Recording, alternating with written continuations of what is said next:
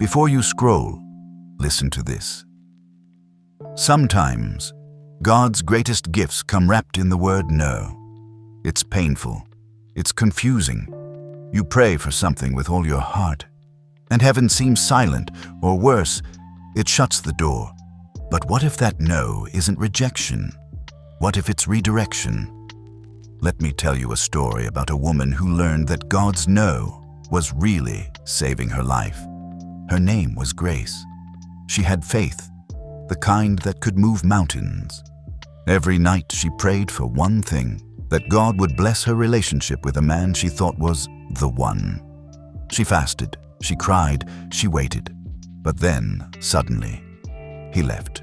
No reason, no closure, just silence. Her world fell apart. She questioned everything. "Why would you take away the only thing I asked for?" she whispered through tears. But God was quiet, and sometimes silence is the loudest answer. Grace stopped praying for a while. She felt forgotten, like heaven had turned its back. But months later, she began to see small pieces of the picture coming together. The man she once begged God to keep turned out to be the very storm she was being protected from. That's when she realized something powerful. When God closes a door, it's not punishment, it's protection. He closes it not because he wants to hurt you, but because he sees what's on the other side. And it's not for you. Closed doors save lives. They save destinies. They save peace. Instead of chasing what left, Grace decided to chase what remained, herself. She began journaling, praying again, and walking by the ocean at sunrise, talking to God like a friend. She learned that God's no was his way of saying, "My daughter, I have something better, but you can't carry it if you're still holding on to what I removed." She stopped begging for what broke her, and slowly, peace replaced pain. That's what God does.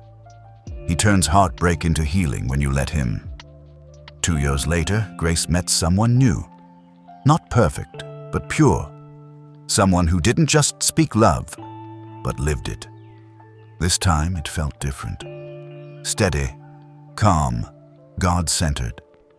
She realized why the first relationship didn't work. It wasn't alignment. God's plan is not about temporary feelings. It's about eternal purpose. And when he says no, he's not closing your life. He's clearing your path. Every heartbreak, every disappointment, every unanswered prayer was part of the preparation for what was always meant to find her. Now when Grace looks back, she smiles through tears. The pain made sense. The silence had meaning. Every no turned into a divine yes, just not in the way she expected. She learned that God's plan doesn't fail because of delay. It unfolds with divine precision. You see, when God says no, he's really saying, "Not this, my child. I have something better.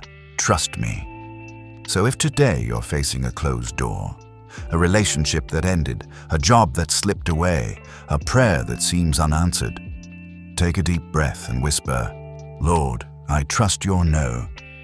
Because one day you'll look back and realize what felt like rejection was actually direction, and what felt like loss was love in disguise.